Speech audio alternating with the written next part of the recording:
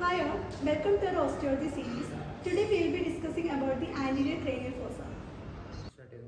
Once you remove the vault of the skull, you can see the interior of cranial cavity, and it is naturally demarcated into anterior, middle and posterior cranial fossa.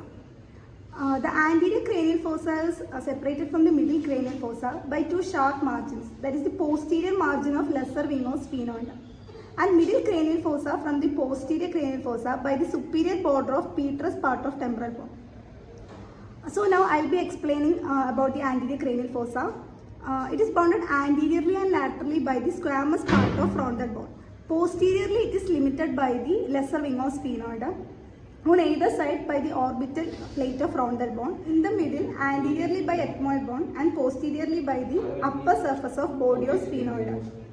Let us see the features of anterior cranial fossa. If we look at median structures, first the midline elevation on the inner aspect of squamous part of frontal bone, it is called the frontal crest.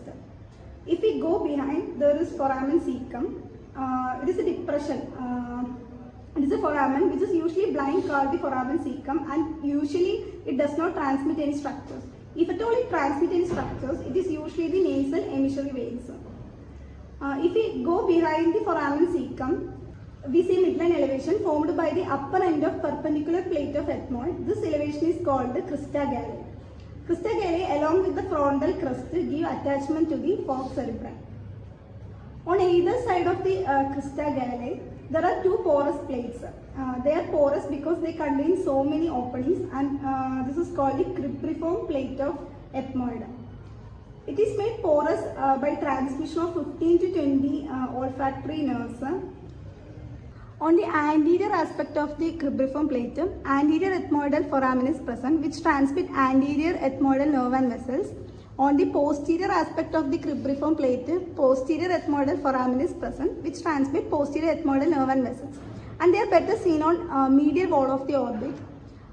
Behind the cribriform plate of ethmoid, the floor median part is formed by the anterior most part of the superior surface of body of sphenoid. This area is called the jugum sphenoidae. In the lateral part, the anterior cranial fossa is formed by orbital plate of the frontal bone that forms the roof of the orbit. And posteriorly, this part is formed by the lesser wing of sphenoid. And if you look clearly, you can see depressions and elevations in the orbital plate of ethmoid, which corresponds to the sulci and gyrae present on the orbital surface of cerebellum. So this is all about anterior cranial fossa. Thank you.